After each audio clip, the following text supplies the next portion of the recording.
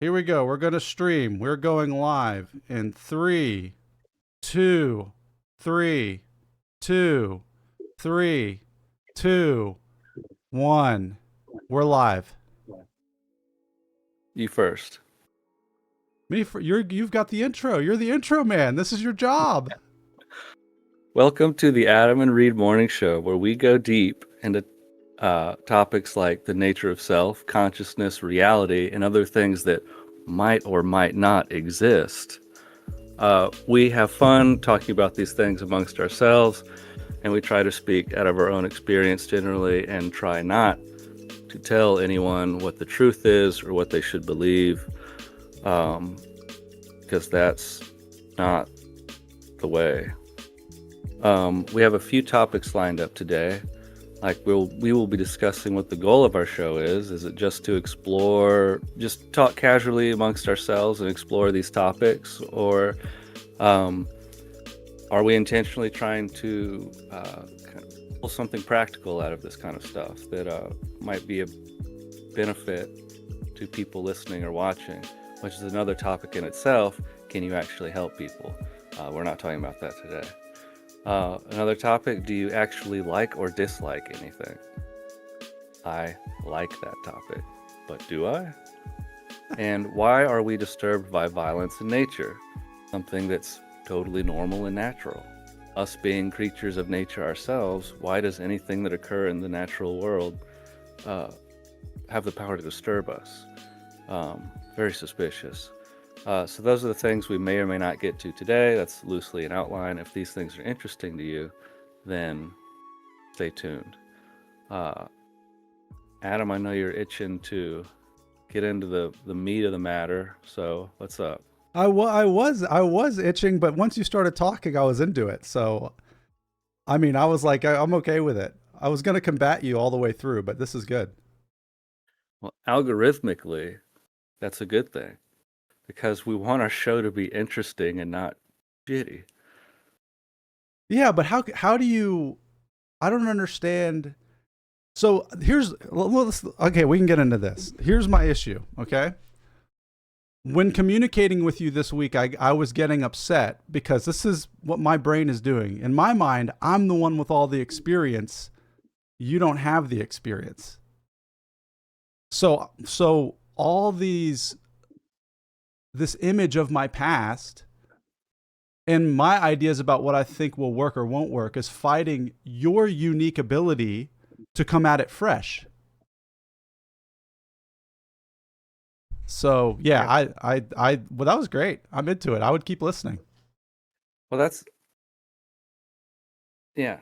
So I think it's funny when you have a strong resistance to something, because you're very much adamantly go with the flow. What's happening is happening type of person. Yeah, I mean, it was like I was fighting myself while we were talking because I'm aware that that's how I normally am. But I'm also, when it comes to things I really care about, I'm like super, like, I have beliefs about things. And the So resistance is what. I think there are areas. So no matter how much you see, we can see that belief systems are maybe given by others or not true. We can see that maybe likes or dislikes don't belong to us necessarily. We could go more into that, but there'll be these, or uh, some people have insights about the nature of themselves, what they are. But yet maybe there are these sticking points where there are things that we won't touch. Kind of it's too important. We're not going to question these parts of ourselves the way we would question uh, other stuff that's maybe not so near and dear to home. Yeah, I mean, I think when strong feelings occur, that's where I know where I need to be. Like, that's strong feelings, strong thoughts show me where my beliefs are and where my ego is and where I'm trying to run the show of life. That's what creates Ba- the pain. If I believe and act out of those things, that creates pain. basically the source of your continued suffering has been revealed. Yes, it's yes, exactly. And then the question is what's the, the cost benefit here? Is it worth holding on to the suffering in order to keep having this belief? And sometimes it seems like the answer is yes, I guess. Well, there's two suffering. You can choose, like I could choose to suffer in the moment, or let's not even say suffer. Suffering is what happens when it builds up and it's not addressed. I can choose to be uncomfortable in the moment, and I'm lucky enough to be aware that this is what's happening. I've got strong beliefs and strong ideas about who or what I am that is in conflict with something that I'm resistant to. So there's something, I've got the block in me. So I can be uncomfortable with that and be present with it and work through it and try to be, yeah, just continue to try to be present for the experience. Or I can dig into it and fight you. Like I can argue with you on text and try to prove my point and try to be right. Um, That creates suffering. yeah, there's some kind of saying attributed to Buddha or whatever, but it's like saying Einstein said this or that. He probably didn't actually say it. But it's the I'm, I don't remember what he said, but something about an arrow hitting you twice or whatever. Like you can the first arrow hurts, but you can avoid the second arrow or something like that. Something like that. I've heard But that. the point is, yeah, we have the reaction or whatever. Like we have feelings.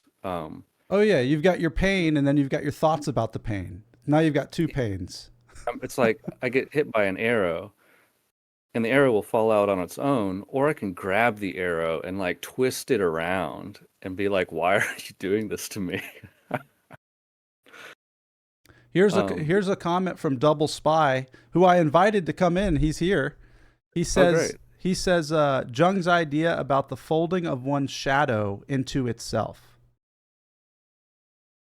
So the idea that what we're talking about when I recognize the resistance, or when you recognize the resistance, that's the shadow. That's the unseen materializing as this resistance point. Yeah, well, I was gonna say that's the goal. I want to say the goal because I mean, I'd say that's what it is to be human more fully and effectively. Is like we have a full range of experience, but we don't try to avoid that, but we don't double up on the suffering either. Like there is again a story attributed to some Zen master, like his his longtime friend dies, and then the Zen master's crying at the funeral or whatever, and then the disciple's like, "Master, why are you crying?" And he's like, "Because my friend died." Um, so I think there can be I know okay, I had this idea for a while that I was supposed to transcend all fear, all pain, all anger, all reactions essentially, and that any time I felt a reaction to anything was somehow some kind of proof against my non-attainment or non-advancement in the spiritual realm. Yeah, And you then it felt had, like you were supposed to transcend all ill things, all bad things. yeah, and like I've all my views on all that kind of stuff has drastically changed, and I don't. But like initially on the kind of the spiritual path, I thought I was doing it, and I'm trying to get specific things, and it's crazy how um, many teachers I can listen to, how many books I could read, how much Krishnamurti I could watch, Anthony DeMello I could read, Nisargadatta, like you name it, and still have these ideas, or not even realize I have this self who wants um, this result driving the whole spiritual quest. Even though I'd also read a book called Cutting Through Spiritual Materialism, which literally addressed that specific topic. So like I'd even been exposed to this ideas, and I was aware that this was a thing, but not really somehow aware at a deep level. I mean, Um, it's always like it's always there. Or I mean, the ego, this personhood. It's so close to you, you can't really see it because you are it. It's the same thing as the awareness. Like, um, and that's the weird part if we move into the Jim Newman topic. But the weird part is the moment that you're aware of it, you are it. If it, personhood, like the person becomes aware. Like if I'm going to be awareness itself, and I'm aware that I'm aware, the person's back. Does that make sense? Like you don't actually. That's what Jim Newman goes on rants about. You don't actually get to be present for an experience of satori or nirvana or enlightenment. There's no one there that gets to be there for it. So I it, feel like I was there when I experienced this story. well, yeah, that's so that's Maybe the maybe maybe that was a different level. well, these are what Okay, the gurus talk about this. Like they claim to be awareness. The I am is that. I am is that.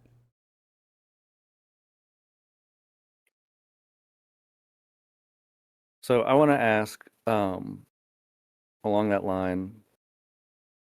We say like when you're in it, you can't be aware of it or whatever. So like, what is it? What is it that becomes aware that? Because awareness isn't in self. Awareness is not lost in self at any time. So what is it that's lost in self that seems to become aware of that? I don't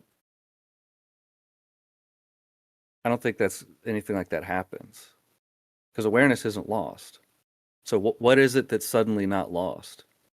You know what I'm saying? So when I say person, I talk about everything that's occurring inside your own brain that is making it able to operate, move, exist in time and space. But awareness itself is just the experience of consciousness. It's just whatever it is that's happening, regardless of what I'm thinking, feeling. You said it last week. You said, what is reality is anything that doesn't take thought to continue to exist. Consciousness itself, being itself, is that awareness. And so when you said like what is it that actually goes online and becomes like sentient, that's the person. So when we say that, I feel that that's attributing, and so this is all a problem with language, of course, in the first place. Like that these that the difficulties in expressing or understanding this arise at all, I think, is simply a result of language, subject, object, I, me, just how it's constructed. Our thought, our capability for thinking is based on and conditioned around these kind of language basics. So it's hard. At least that's what I think. Why it gets so twisted and misleading. Is because like to even start expressing something along these lines is already injected falsehood into it. But so like I question the idea of the Well, language gets challenging if you are trying to make a point because both things exist. Like both things exist simultaneously. The only reason language becomes problematic is when it's trying to emphasize something over another thing. true, which I think is quite literally the point of language, is to communicate or express a specific idea that's specifically actionable. Like go pick up that brick, not that brick. Put that brick here, and then we've got a house. So like it's the nature of language is built to do that. It's not meant to be um, kind of just I always thought it was observational. I always assumed that it was about being able to communicate what's going on in our objective reality. It was about I, like as a tribe or as like beings going, whoa, how do we get shelter? It's like rock, go rock. well, yeah, that's what I just said. Oh, it is I believe so. double. But well, think about it. It's definitely not to talk about the nature of reality because that tribe is going to die really quickly. No, what we're doing here is not useful. Okay, so that yeah, what we're doing is like is a luxury essentially. Yeah. Um, and I think that's I suspect this kind of stuff will become more important because not for the whole world, but like for a subset of the world, our needs are met. Our survival needs are met, and they're not going to not be met. Like, even if I were to lose everything and be on the be on the street, I'd um, there's food and shelter available. Uh, if you're mentally ill or a drug addict, it gets murkier. But and like I don't have extensive experience being homeless, so don't take my word for this. But like, there's not I'll only in put a it very what? I'll put it this way. Like I was at the Biltmore Estates, right? Yeah. Everybody lives like a noble if you want to. The most majority of all of us, and I was explaining this to Melissa. I was like, we went You down have to the heat. we went down to the servant kitchen quarters where they live and make your food all day and then bring it to you 3 times a day. And I was like, Mel, you got a phone. All of us can just Uber order to our house the best chef all over town whenever we want. Uh, They have like built-in dungeon where all of yeah, the people made all the food. Double says, if a forest falls in a tree and no one is there to hear it, does it make a sound? If the forest falls on a tree, If a forest if a forest falls in a tree, is that what he said or was that what you said? that's what I said. I'm sorry. If a tree falls in a forest and no one is there to hear it, does it make a sound? And that's about the awareness that we were talking about, person awareness, forest, environment, space out of which all occurs. That's the question. And then Well, he says Maslow's hierarchy of needs. so two things. So let's wrap up the survival question. So like the survival need. So the kind of the animal brain in us that drives us with our instincts and feelings. Basically, the body's controlled by feelings, produced by belief systems or thought systems. That's great for survival. In our modern world, that's not so great anymore because the belief systems are so far from reality, and our needs are largely met anyway. Maybe it's time to discard or let go of that um, type of drivenness as a being. Like we can explore these topics and let go of our instinctual, our kind of survival mode a little bit. Because like I can sit here and say, I don't need anything that's not present right now. If it's not present, I don't need it. So here's what's happening. The survival instincts are manifesting through our own minds now. So the fear Yeah, sensors, the anger sensors, the fight sensors, they're all occurring. That's why what we're talking about is actually more important nowadays because the battle that we're really facing is an internal one. because it's all haywire now. It's all haywire. There's no tigers. There's no need to gather food.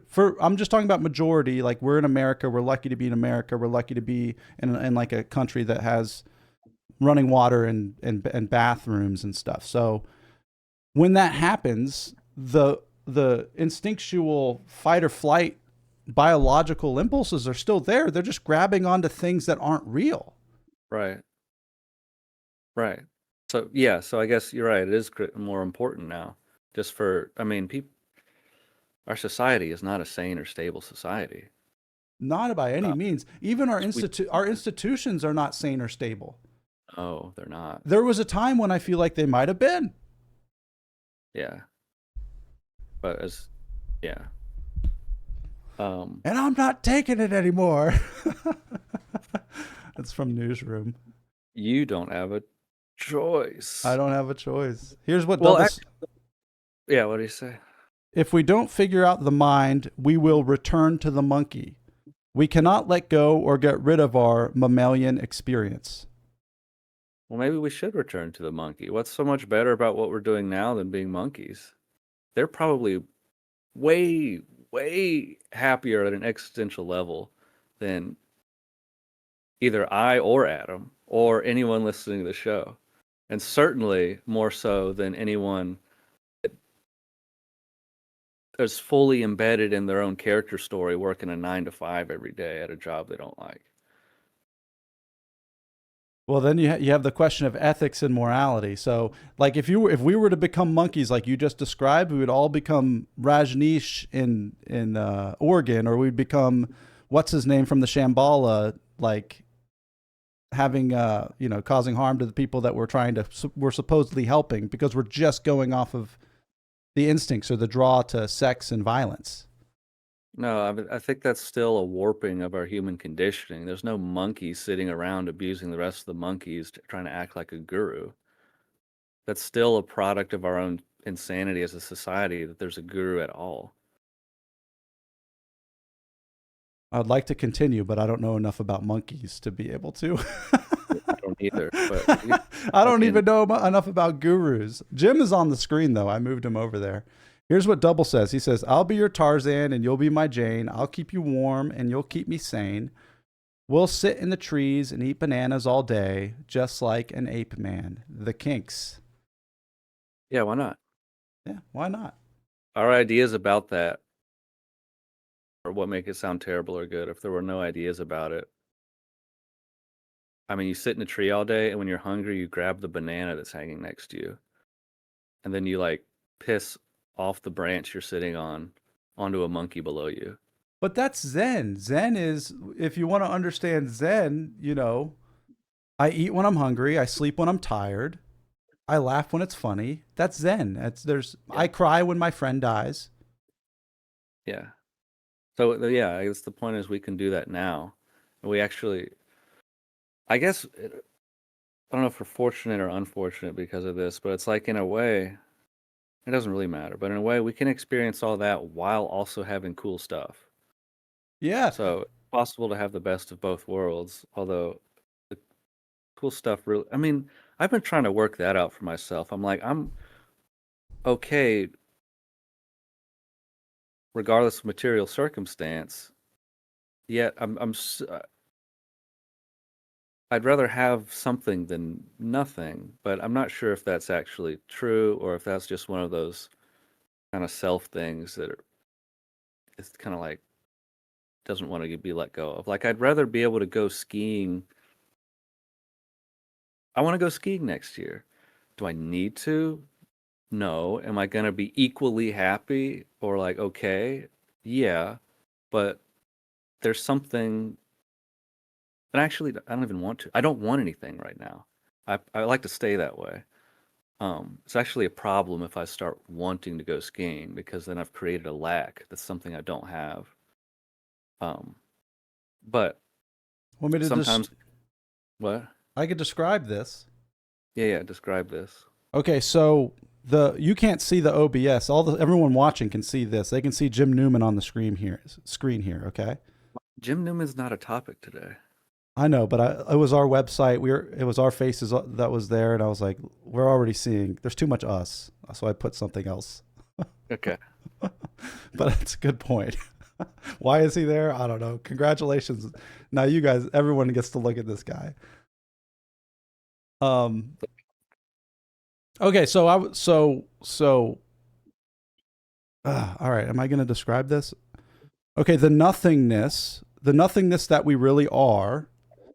If you can focus on what's occurring right now in this moment, you can see that this moment is existing and creating itself with or without our consent, and it's arising and expressing from seemingly nowhere as everything. So when somebody says nothing is happening, it's because you can't catch what's actually happening because it's changing. The moment you can become aware of it, it's past. There's no moment because the moment you think you found it, it's past. So the nothingness is the background out of which all expresses and creates itself. And I say that because you're talking about wanting to go skiing.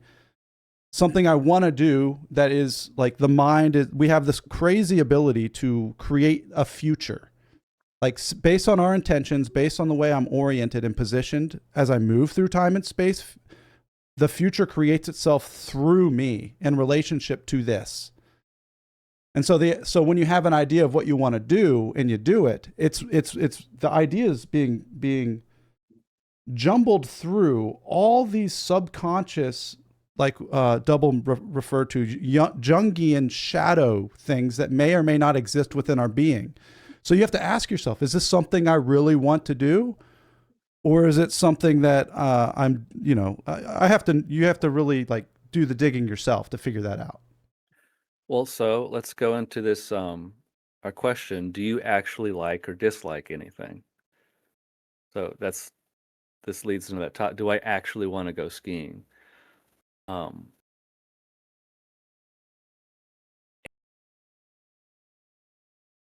what I suspect is that so I went skiing with my dad when I was a kid. We had a family vacation out to I think Denver or something, or well, you fly into Denver and then you drive to one of these places. But went to a little resort and I had I had fun. I enjoyed it. I had brought my laptop with Return to Castle Wolfenstein on it.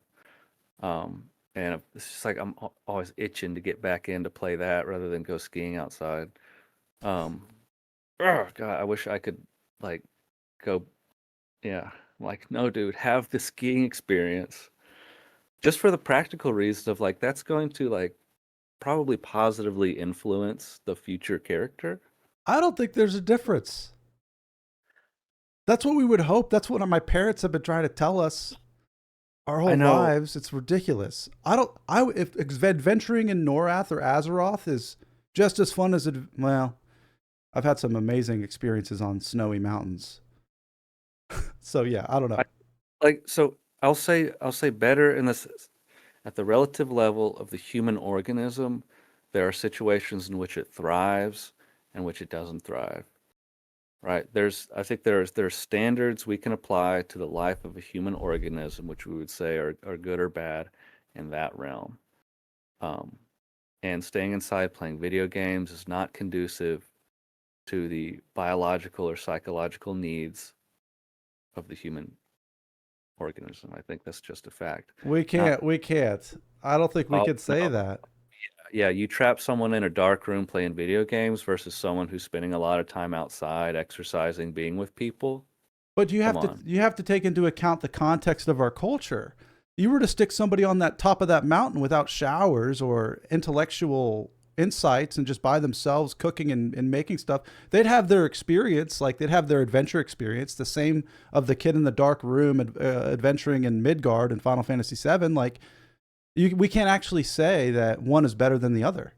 Oh, I think that's BS. And you're making that claim without I'm saying there's scientific data to back up what I'm saying. I don't think you have anything to back up your claim. Dude, there's there's people that have spent 6,000 hours in EverQuest that are like extreme, like through their 18s and 21-year-olds that are now like insanely successful that can do whatever they want in their life.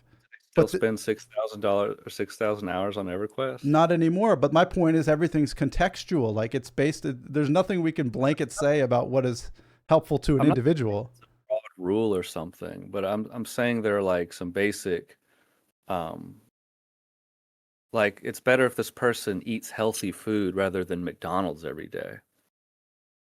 Yes or no? Yes and Stop. no. Look, it's bullshit. Yes, obviously.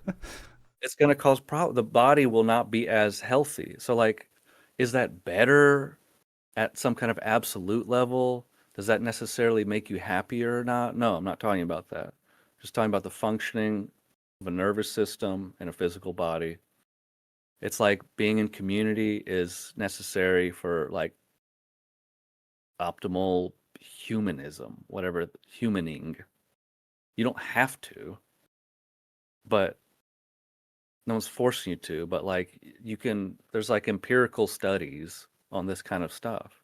And they don't need to be empirical studies because it's obvious.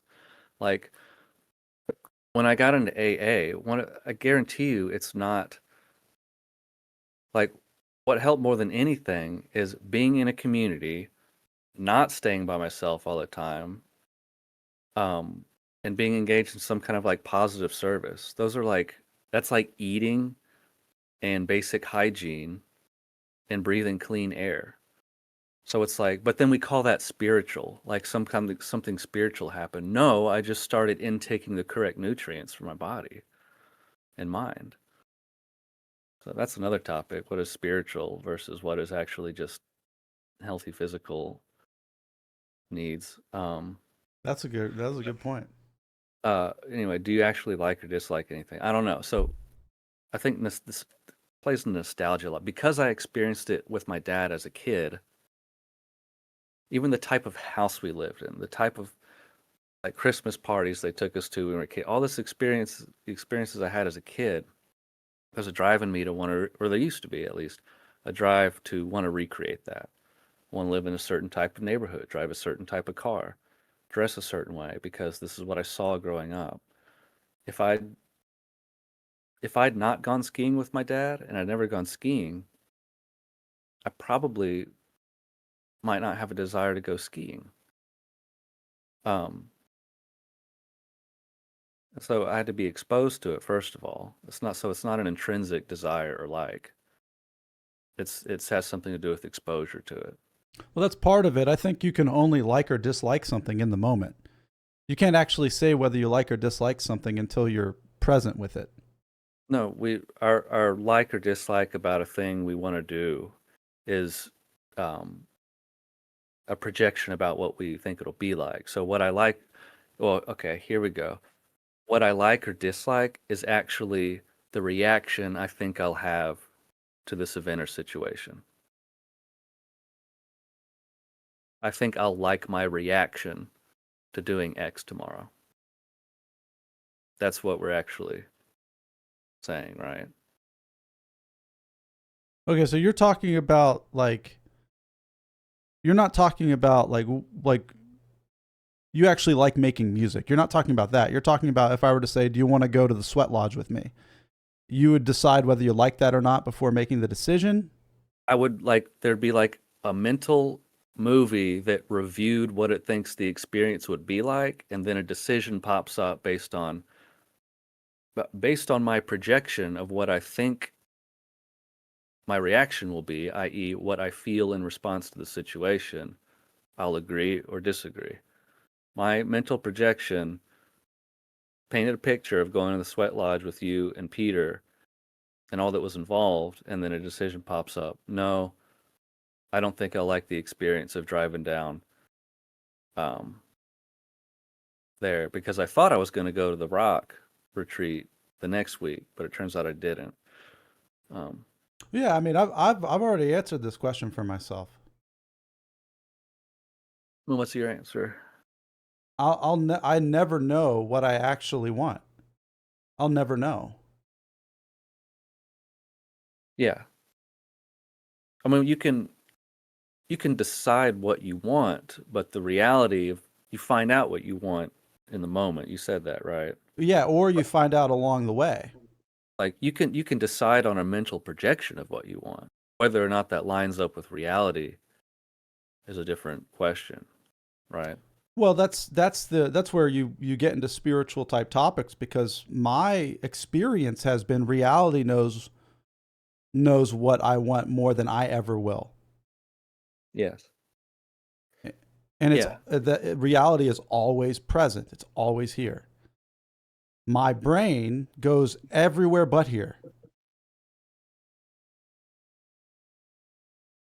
So yeah, we're never without guidance in the moment about what we actually need or want, but we choose to listen to a psychotic Frankenstein that lives in our head that was implanted by a million wrong people instead of our own presence.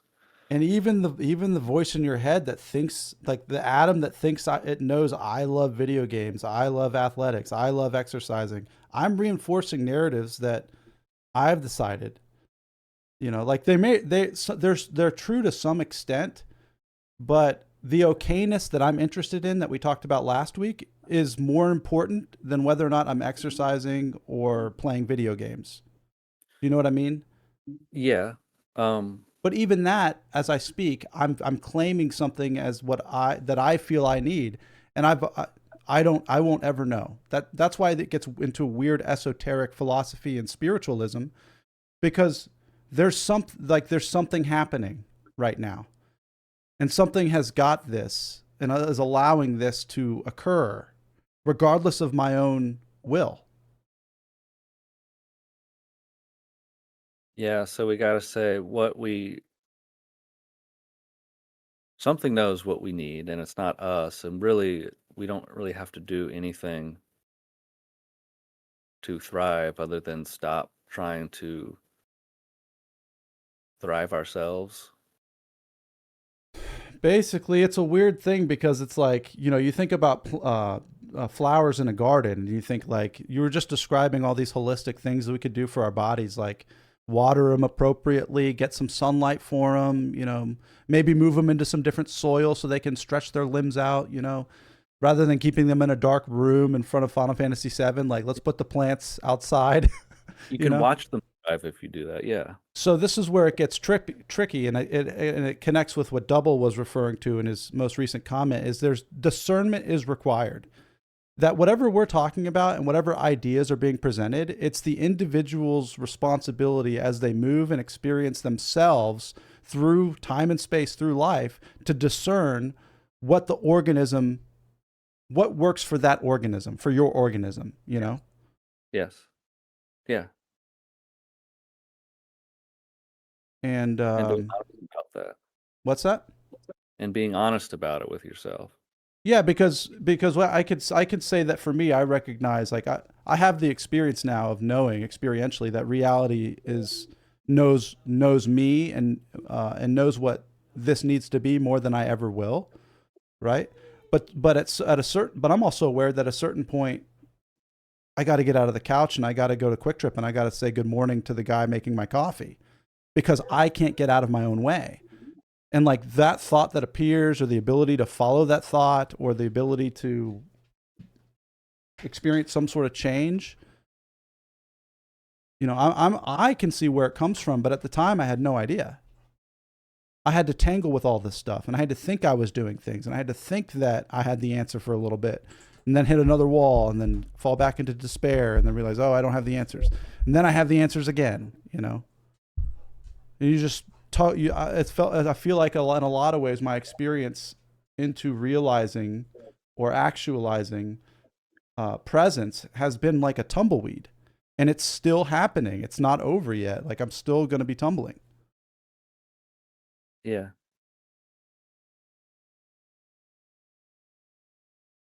So I guess at a spiritual level, this is kind of where I see us landing with God, as God being this um, powerful but subtle force it's just like the current of a river. It's always going. I don't want to say the right direction. It's it's always going where the river's going. Like the current's just there, and that like we are carried by the current, and we kind of swim to one side, swim against it, swim to the other side, hold on to a rock, struggle, float, whatever. Um, but it's like this current is carrying us to a destination we prefer to be. Um, and it seems to know how to get us there. And not just me, but all of us, and in a way that's not conflict prone or contradictory, like it is when the individual will is being followed to that destination. When the individual will is followed where I think I want to go, it invariably bumps me up against other people that are trying to go their own directions. What I think I want necessarily deprives someone else of having that thing. I've got my lifestyle consumes a shit ton of resources compared to someone in a third world country that doesn't even have running water. And they might not have running water because those resources have been diverted to this country. So like there's a anyway. Well, that's personal gain when you're acting out of for personal Right. gain. So when it's rather than an individual self will rather than that guiding someone when that person is being guided by this infinitely wise force, all benefit, not just an individual. And there's not this conflict of wills that happen. Everyone actually winds up together where they're trying to go. Yeah, it's a weird paradox because what comes to mind is business, and the most effective and helpful business relationships I've been in have been people that know what they want for themselves, and they're honest about it. And then I know what I want for myself and my business, and I'm honest about it. And then we work together. Yeah. Business is tricky because there's, I'd say in more cases than not, there's this self idea baked into it though. Some self somewhere has a concrete idea of what they want. They might have a polite way of getting that involves more cooperation than fighting, but no business is out for the good of other businesses. That business would fail. It's that system is built around more or less have, not have, intent to gain, avoid loss. No matter how politely it's run. Right. Yeah, it's a different realm. It's a different field. What else we got on the topics on the topic list here? That would be a topic. How do you engage in business while living this kind of life we're talking about? I'm Dude, trying to figure that one out. the only How do way we like this with, I hate to say, goals and intention, while recognizing that those might be coming from a fabricated sense of desire anyway. I mean, it's the only way. That is a full topic. I don't know if I want to go into that right now. It requires yeah, because it requires so much thinking, and I feel like we've been doing a lot of thinking. That's Yeah. more pointed, practical thinking, and it's like, Let's move on. Yeah. What do we got? Do you want to keep talking about do you actually like or dislike anything, or you want to? Well, that's been answered for me. Like I can say, like right now, I could tell you I like what we're doing, but you know, who knows what I'll really like. There's Melissa. Hey. A lot of noise. No, she was cool. Yeah. I can leave. Oh no, not right now. She was good until you woke up. Like she was quiet and we were hanging out. We got a new dog. We don't have a name good. for her yet. Don't give her a name. She Quit labeling things, Adam. right? Let her be what she is. Dog just be a seamless part of the experience. Hello, dog. This is her. Oh, if anybody wants a dog, hey, come here. We don't have a name for the dog. It's the unnamed entity that follows Melissa everywhere. So if you want a dog, look at the VOD and you can have that dog. So Adam, when you use the experience of I like making music, so yeah, that's a type of like that seems qualitatively different from others because I'll often not want to make music. And then, so there seems to be a recognition that I need to just force myself to start. Like, I'm just going to open FL Studio. I'm just going to like set this one thing up or whatever. It's just like, I used to have to make myself meditate that way as a discipline. I was like, I'm just going to do it for 2 minutes and then I'm there for 20, no problem, whatever. But yeah, I'll start making music or something, and then the reaction is always the same. It's like, oh my god, I love making music. And so it's like I don't actually even have the desire to do the thing I love doing. So my want or like or dislike or desire is actually contradictory to what I actually like or desire. It's often actually pointing me away. Like the mental like, dislike, want is often pointing me away from what's genuinely enjoyed, liked, or desired. Yeah. the like and desire is to make music, but this mind is like, well, I want to play Mech Warrior 5, or it's just like the mind is tired. It's like I don't even want to think right now. Um, I don't know what that's about. Well, there's a few things that happen. There's a few things that are happening. Is you have an experience that you enjoyed, and then your mind takes it and says that this is what I need again. Right. So it says, I love playing World of Warcraft. I know this is what I need. I like doing. And then one night I'll sit down, load up World of Warcraft, and be like, I'm not into it. And you probably haven't been into it for like a couple weeks at that point. Yeah. I Yeah. actually I wouldn't have been into it. So the Yeah. first thing that has to happen is the OKness needs to be established. But just on a practical level, what you're describing, what I've experienced over the last few months. In October, I sat down and I wrote a vision of everything I think I wanted in my life. So I Ugh. sat down and I wrote all the crap. Here's what I want to be for Melissa, for the family, and my career, and my creative endeavors, in my life, in my bank, all whatever, the whole vision. Then I let it all go. Now I'm just going to be continue practicing meditation. Like it's like do all that thinking, do all that thing, let it go, surrender it to whatever reality is, and go Yeah. back to just practicing awareness. All these things start happening, and I hit walls, and I think I'm reading 10 books a week, and I'm doing the things I think I need to do to get to where I think I need to go until I hit the wall. And I have to realize that I've crystallized all these things and become a person with its own agency and its own ideas about what it needs. So I have to be uncomfortable for a little bit. It all has to drop, and then I have to rewrite that vision. Okay, I was wrong. Those are the things those don't work for this organism. So what do I really want? It's a continual process. You have to continue to ask yourself, and then give it to the universe, and then go back to living and being and see what happens, and then go back and like reassess. You know, I stopped praying for help with stuff because I I would get the things I was praying for help with, or like these things would materialize, or and then I'd realize like it was just causing problems.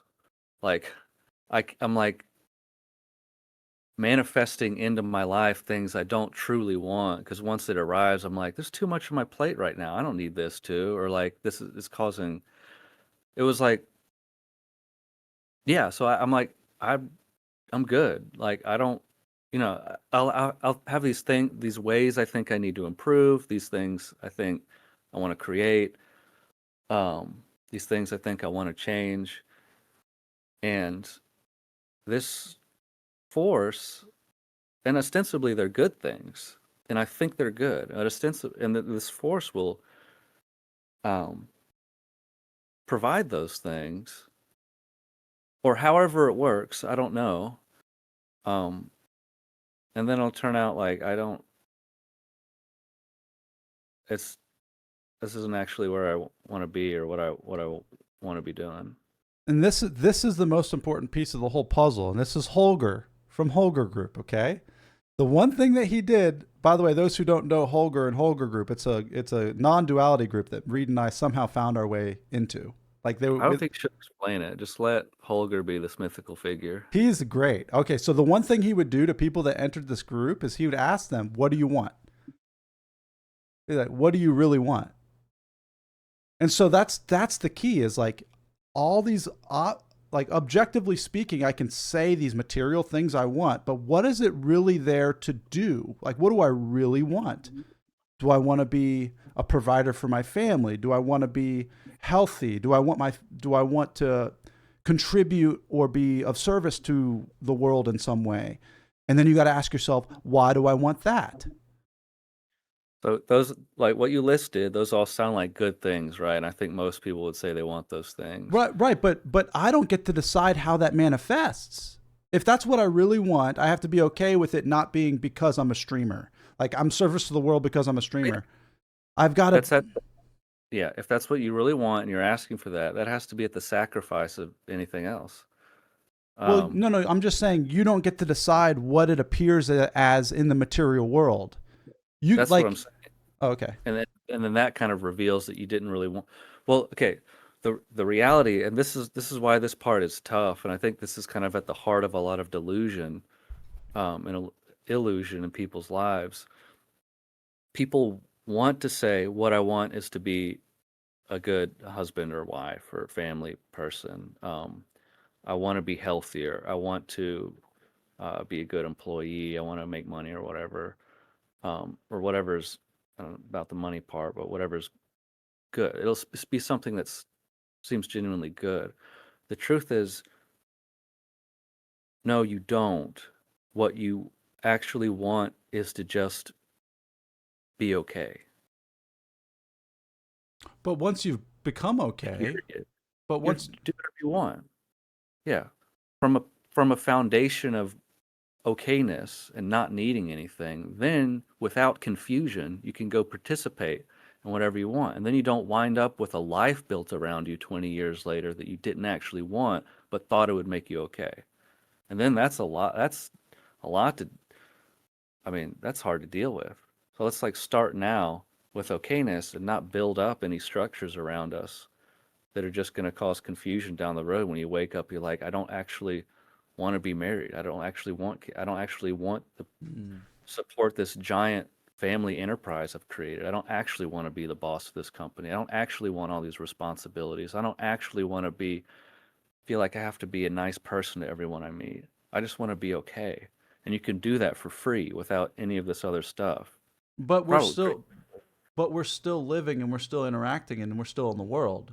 So sure, both that can build up on its own. But if you do it from a foundation of already having what you need, it's not going to be confused and fucked up.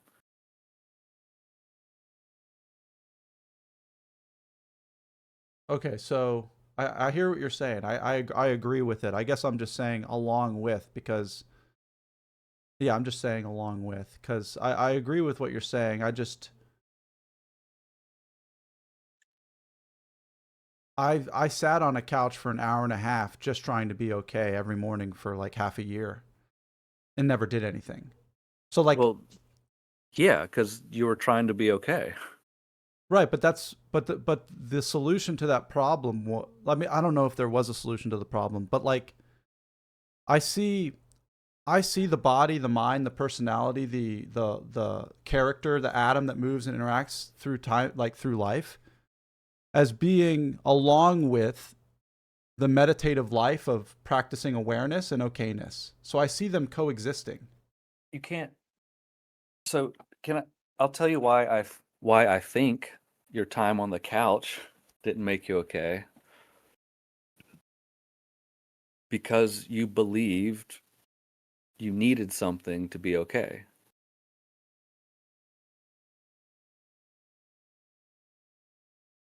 Your time on the couch was time spent reinforcing the idea that you're missing something, therefore creating misery. Yeah. There you go.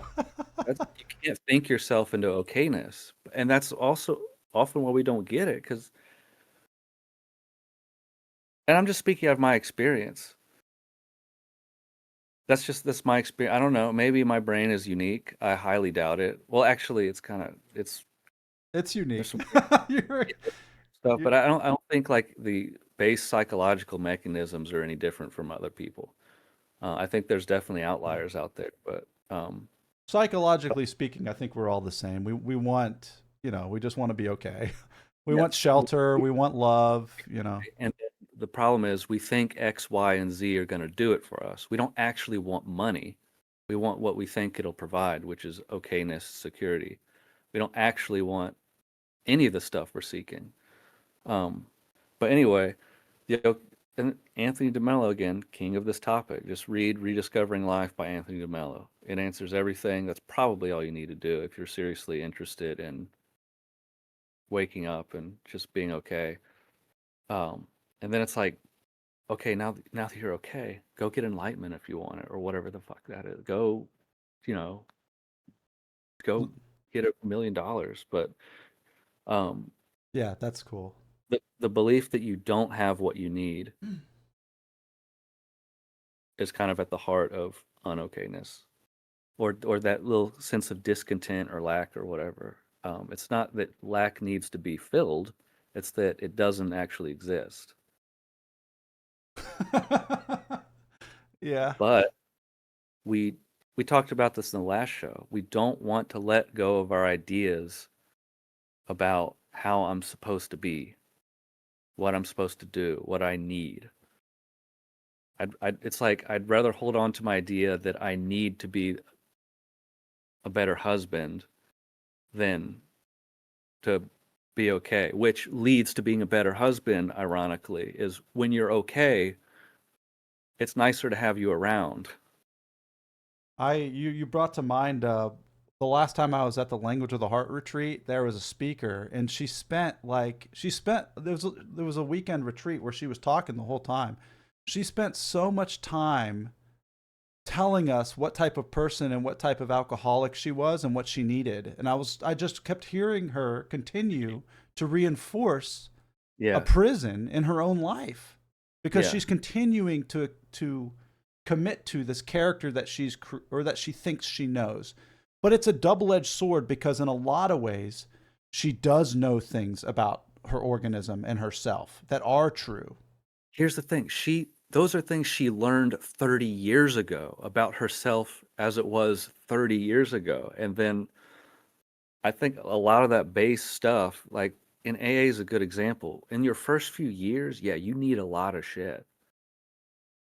But let's do a reevaluation at 5 years, 10 years. But the only way to do that is to have the balls to drop all of the stuff you're doing you think you need just to be sane and alive, and then look around and see what collapsed, what didn't, and then pick up only the pieces that you need going forward, which might be almost nothing.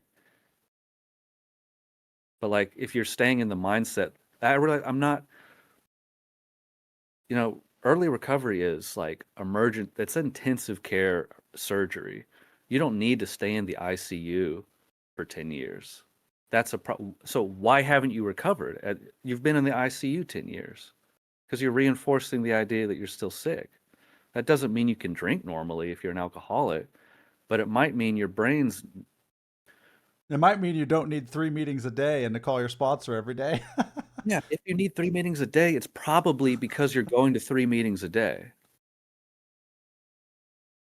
Like imagine hanging out with early recovery alcoholics for 3 hours a day. That's fucking you up. Even if you're 30 years sober. That's People 30 years sober are often the most fucked up because they've been in AA for 30 years. But that's like I'm speaking broadly, of course. Like that's not universally true, but like You could apply it to anyone who's at Spira's retreats. yes. You could apply this to any field, any tech field. Like I know what the tech stack is, and it's like newcomers are coming in going, "Wait, things are different today, bro," but they're still at the same conference. It could be any environment does this. But yeah, so I mean, I guess yeah, we get a fixed idea of who I am and what I need, and then we operate on that. This information's become obsolete. The targeting data is obsolete, and then you hit a school instead of the military compound. That's why I worry about all the stuff we've been talking about this week about analytics and hooks and how to make the show work. I worry about it because all that data is from stuff that has worked in the past. Who's to say that it's going to work for us now? Because um, I don't have any reason to believe that basic human psychology has changed for one. And so like I look at the analytic stuff and I think for myself, knowing this, how would I implement a video? And then I make the decision based on that. I'm not copying like a play by play, here's what you do. I'm trying to reason this out for myself right now. Um, I don't think so. I don't, the old way, no, is not going to work going forward because you can spot it immediately on YouTube. When someone's speaking, they won't just freaking tell you something. They say it in a way that like every 2 minutes, they're trying to rehook your attention by saying something bogus like, But this then one thing, this, and find now out, that, yeah. and like they're constantly like trying to, but you can spot it a mile away. I turn off the video. Just talk to me like I'm a damn adult. So that's what we're gonna do on our channel. We're gonna talk to our viewers like they're freaking adult people beings, and not like we're trying to psychologically manipulate people into paying attention to us. Well, I mean, the coolest part about streaming is there's no difference between the watchers and the talkers. Like it's like we're all in this together, you know. Yeah. There's no We're just hanging out. And if yeah. you want to hang out with us, like I maybe that's concerning. I don't know. Well, it's a little concerning. Actually, I would Yeah, think wait a second. I don't recommend hanging out with us. You should be doing something productive. Don't listen to us. but that's It's a the problem. but that's the other thing too is I continue to hear this through line through all the stuff I love the most. I just listened to the Larian Studios documentary on YouTube about how Sven built Larian Studios over the 13 years or whatever. And I hear it from all these other people that have become excellent in their craft, whether it be musicians or writers. And then like the Joseph Campbell follow your bliss thing is like you've like I just keep coming back to this idea that you got to be having fun and you've got to be enjoying what you're doing. And if you can do that and be consistent in that, that's all that's required. Yes. So, like, I don't know what else is needed. Like, just to be honest, authentic, and enjoy it, whatever that is. Yeah. So when we start getting into, yeah, what else we got? Topic wise, Yeah, let me see. Did we hit everything? We got what is the goal of our show? To explore reality, mind for ourselves in our own way, or make our own exploration into something that might be useful for other people. we didn't really make a decision there, but I don't feel like talking about that right now. We I'm not, did. it's too, yeah, well, I think the underlying topic is there is can anyone be helped? Oops. Um, let's make that a topic and talk about the next show because I've got really strong ideas about that. Um, The last topic is why are we disturbed by violence in nature, which ostensibly is something totally normal. Do you want to go into that? I'm having thoughts. Like I'm playing around with it. I'm trying to I'm figure it out right gonna lay now. out the problem a little bit more for people listening. So It's pretty self-explanatory. It's they're there. really disturbing things that if you Well, like, let me say this. This is what came to mind. I used to not have an issue from the ages of 11 to 18 or 19. I watched all the war movies I could find. I could watch Saw. I could watch Hostel. yeah, I could see violent imagery. I looked at Faces of Death.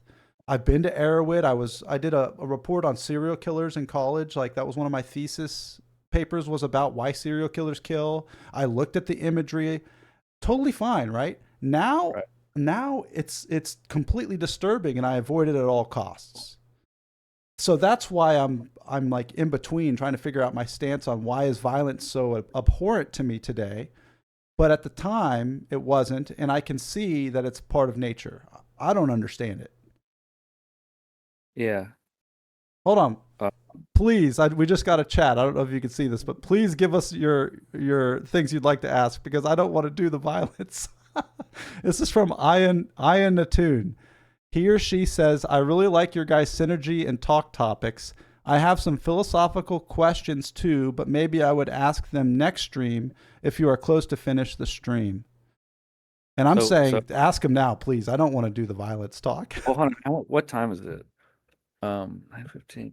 Yeah, lay out the questions. Maybe we can like focus on one and then yeah, if anyone else has questions, dump them in the chat and then that's what we'll address next week. I'd prefer to answer actual questions from actual people than stuff that And if the questions, if I come up with a topic, it's probably because it's been processing in my mind the whole week. I'd rather come at something fresh without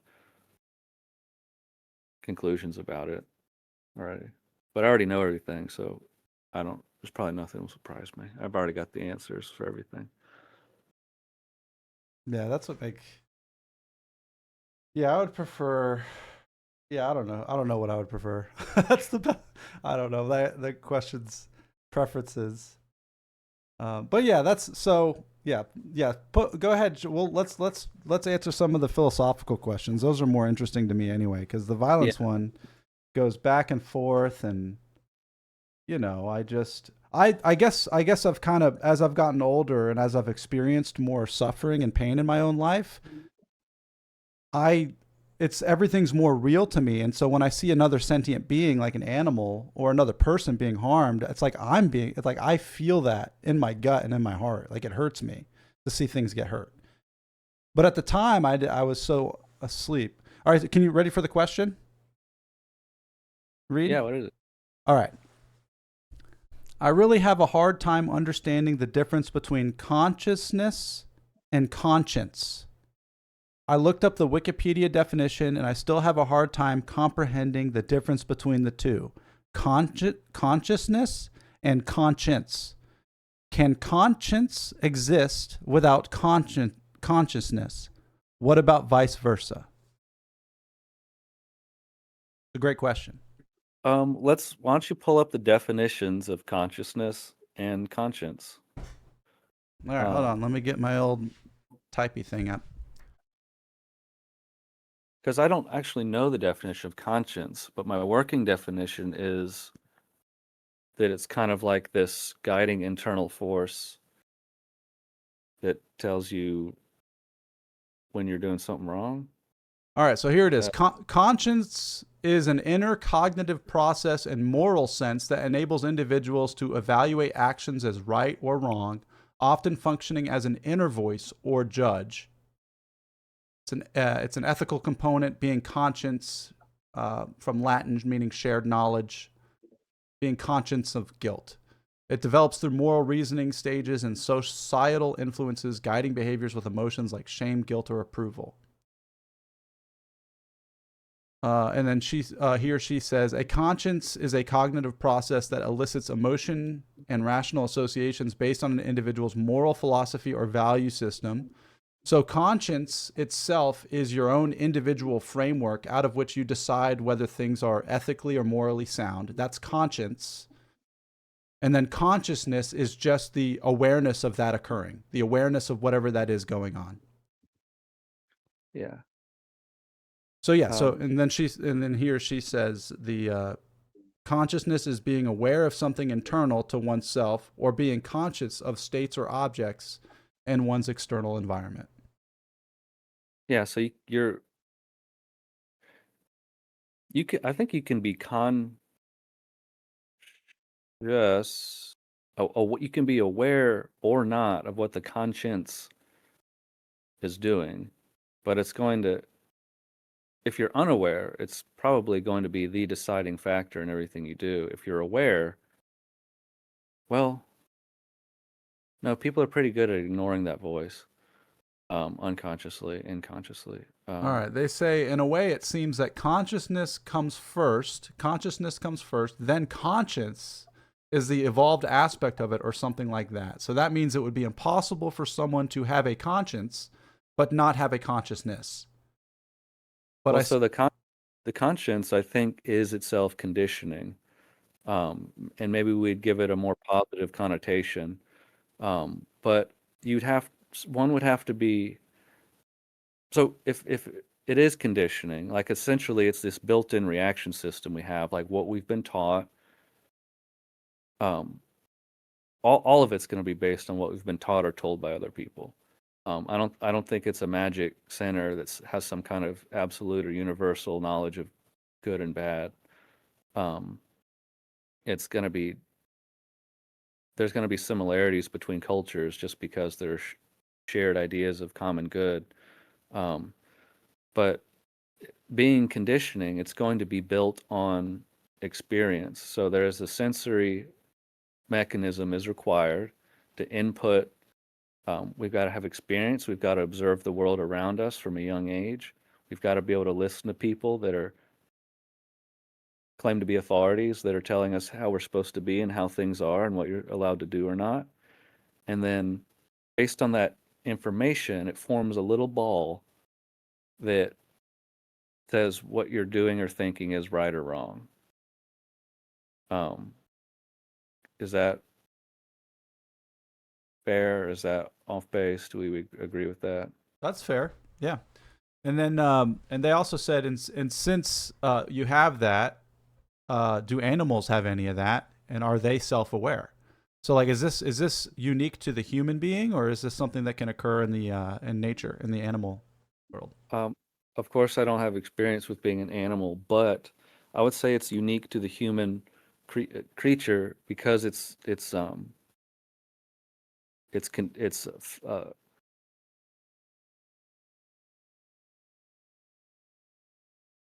thought based.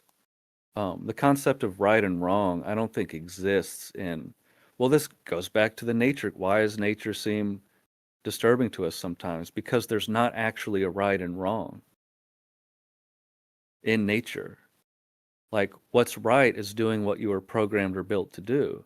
What's right is the tiger eating somebody and pulling it. Sorry, I won't go into detail, but like to us, that's so wrong because we've got this artificial system of right and wrong that's been built into us. And that was kind of the nature of the previous topic is like why, where does that come from? But a monkey's not. If an animal needs to stop and decide if something's right or wrong before doing it, they're gonna die. There's no time to just, this is a survival thing.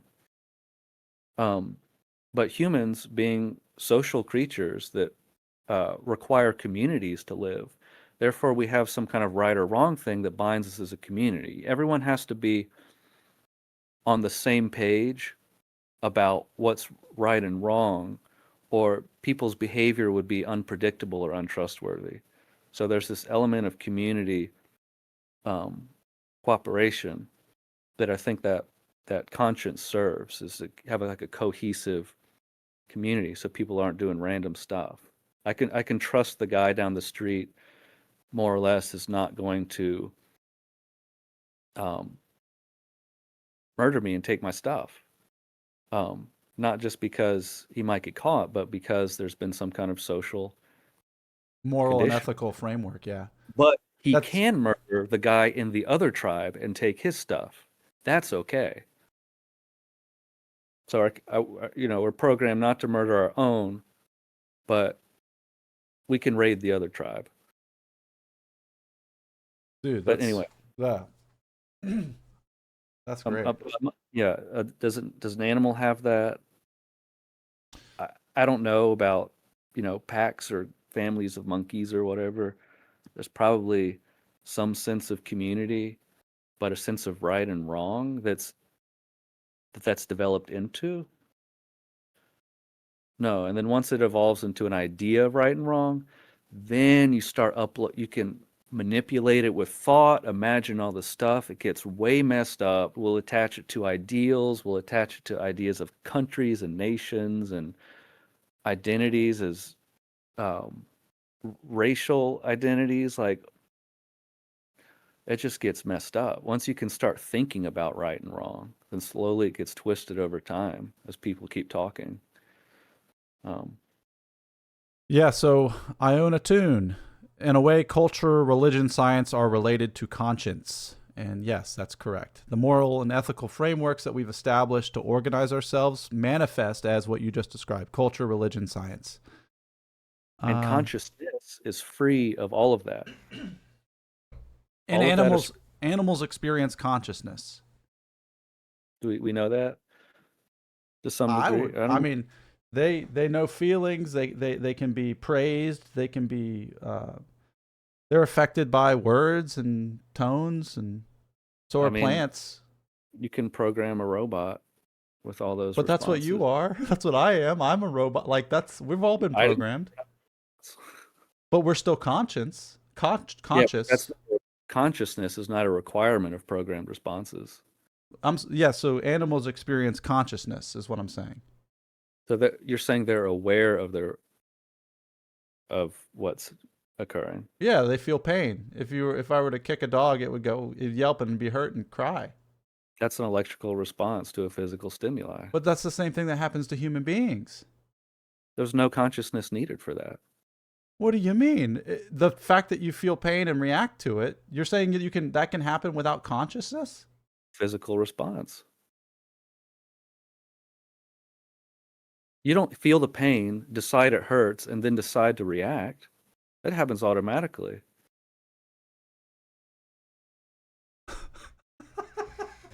You don't need to be aware of that, but that's the big mystery, though. Oh What's my happening god. right now does not require anything to be aware of it. The functioning of the body and the brain doesn't require there to be someone observing it happening for it to happen. It doesn't serve any purpose other than this seems to kind of like gum it up somehow, but yet we are aware. That's the mystery. It doesn't seem to serve an evolutionary function or survival function.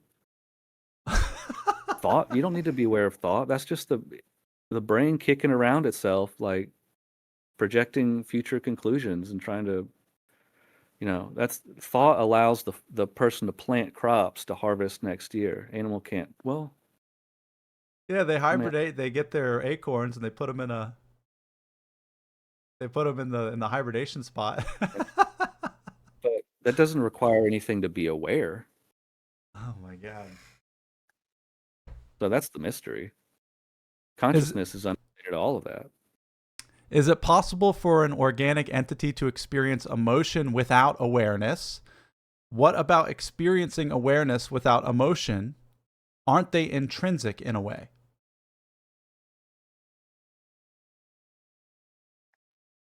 So So awareness has a chemical, or emotion is also a chemical response, right? So fear is the easiest. Is fear an emotion? I guess we consider it an emotion, but I mean, that's simply a surge of adrenaline so that the body can react to a perceived threat. It just doesn't make sense when the threat is like, why didn't she text me back? It doesn't make sense anymore. But it's like that branch just moved. Oh, is it a snake? Then it's good to get that fear in you. Um, other emotions. I mean, there's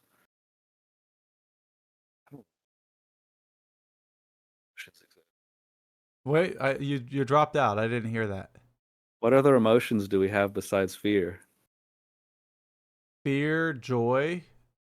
Um, is feeling tired an emotion? I don't think so. So joy is interesting because Anger is an emotion. anger, Sadness is an emotion. There's a whole sadness. feelings wheel. Do we need to be I mean, these just things kind of happen on their own. Does do we do we need to be aware that we're sad in order for sadness to have an effect? Okay, so here's what Double says. Oh well, I own a tune says it's a bit. This is the biggest paradox. For example, AI. How could AI ever experience emotion? And then Double Spy says you saying emotion is a chemical reaction is literally the perfect example of how you just said the examination of that gums it up.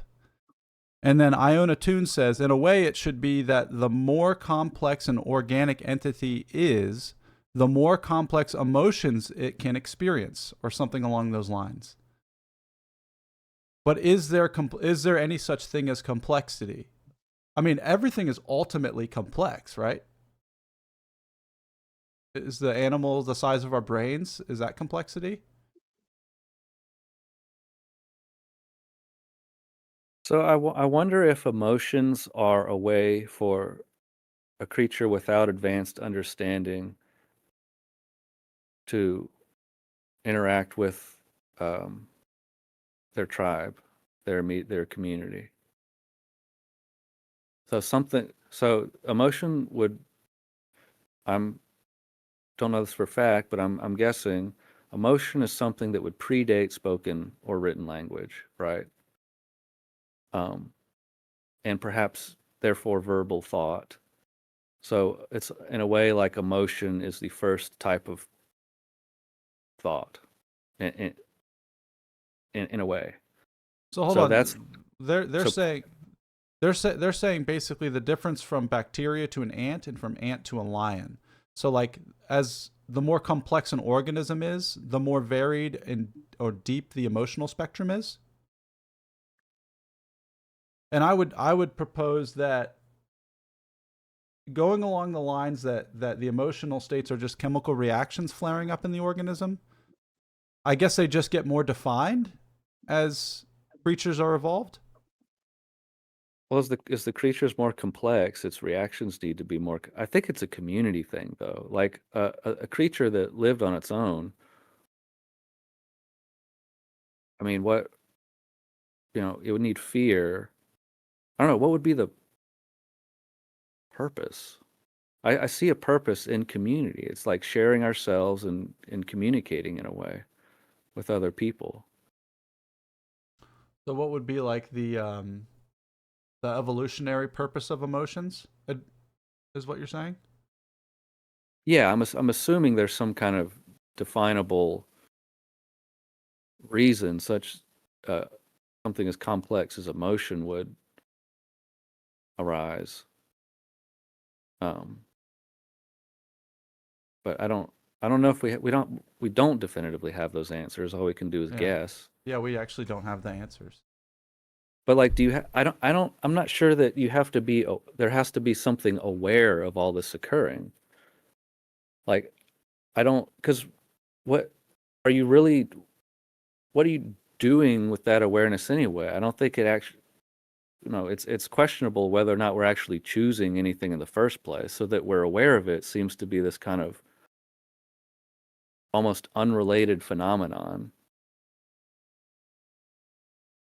Here's a couple Here's a couple things that are interesting here. Iona Tune says the purpose could be experience in its maximum form, which is an interesting concept. The idea that the universe itself is trying to have a like fully, like continually experience itself in more I intricate. can buy that. Yeah, Yeah. I'm okay with that. And then Double says David Attenborough once said, and I think he's a poet. I think I've watched his videos. I do sometimes feel that maybe I'm lacking in some sense organ, and I don't know whether there's anybody else involved in all this sort of thing. It's like looking into a termite nest. The termites are busy doing their thing, but they don't have the sense organs to perceive that I'm watching them from above. And so he pleads agnosticism.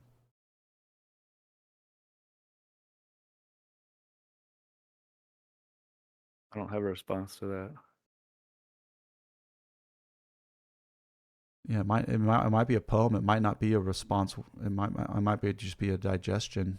Well, so I mean, we can think that's us too. Like, um, I guess there's no reason to think that the complexity of beings just stops at the human level.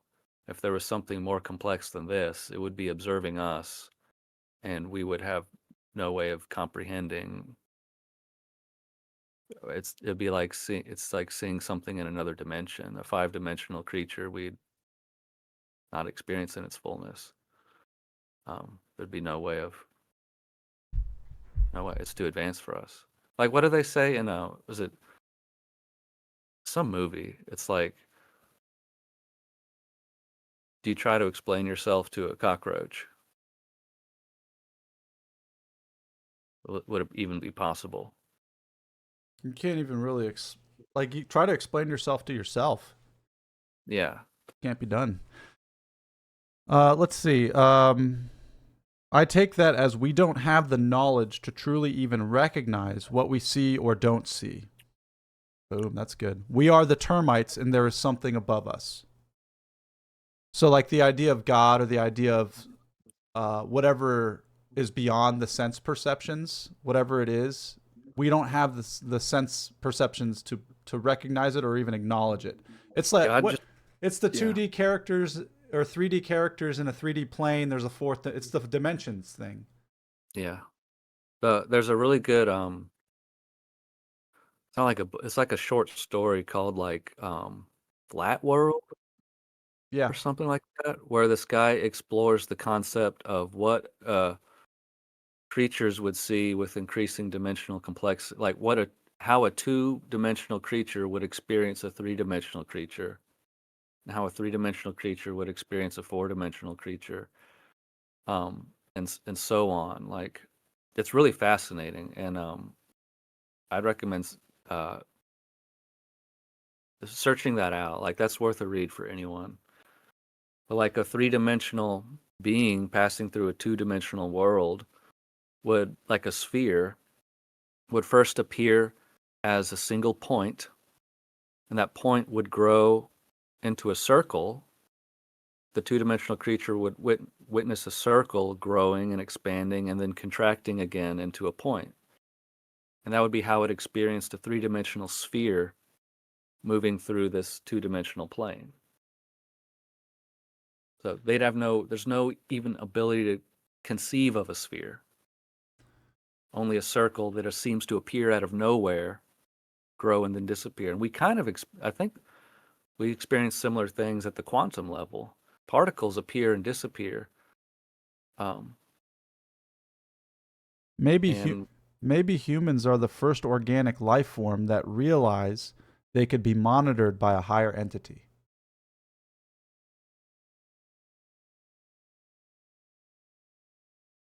well, if there's a higher entity monitoring us, it would have also developed that realization. Simply observing us, it would realize it itself could be observed. So this is what trips me out. Okay, so this is where and please tell me if I'm wrong here because I don't want the belief if it's formed into a belief. I just see the universe itself expressing itself and being itself as this. Like you are that. I am this. Everything that's ever occurred from the Big Bang on is still occurring. The Big Bang is still happening. The universe has birthed me through my mom, through her mom, through her mom's, and ad infinitum until bacterias and suns and stars exploding. And that's what I am. That's what this is. That's what you are. So like the idea that like I know we're philosophizing and we're thinking about these things, but like the crazy part, the part that gives me chills is that we are this thing. We can't see it, we can't know it, we can't touch it. We can't it but it is. It is and it isn't as we are. I just that's why mysticism, that's why gurus, that's why spirituality. That's the I don't know, it creates kind of a sense of grandness or mystery or majesty because it's yeah, like someone said it earlier, like we're the universe becoming aware of itself.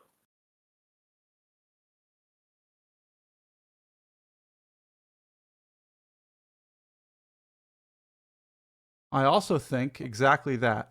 I consider that to be the last layer of truth, the universe experiencing itself. The saddest part about that is that even if we know that we cannot change anything, the best case scenario, we can just go along and play the game. Well, there's nothing that needs to be changed because the event and the judgment about the event are the same organism. Like it's like an amoeba, this hand touching this hand, but it's the amoeba touching itself, but like this hand looks like a cause, this hand looks like an effect, and it's just like, wow, look at that. But like it was never, or like the bad thing happens, the creature suffers, there's something aware of it, there's a judgment about it, there's a rectification of the problem, but it all occurred within the same thing. The universe was never in jeopardy.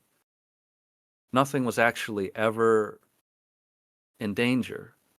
We just experienced, had the micro experience of danger and things happening, but like No creatures were harmed in the making of this universe.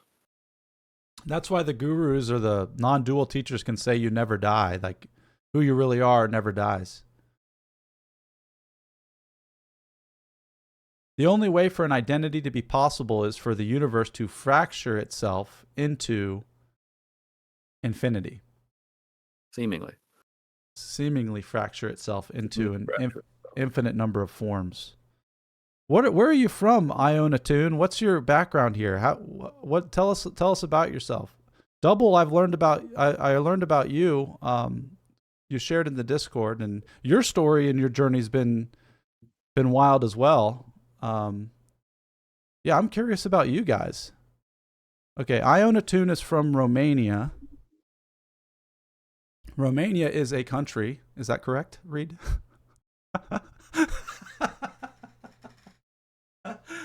I think I think that's where Dracula's from. No, I'm just kidding.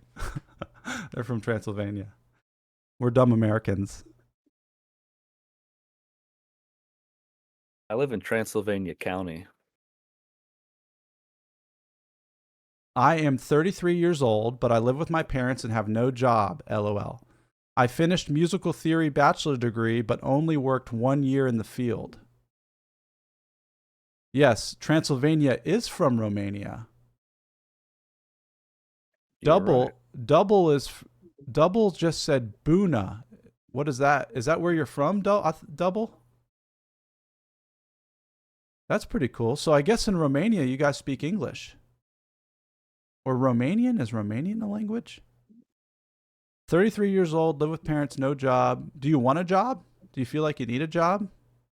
Or do you want to do anything in the music field? Oh, Buna means hi in Romanian.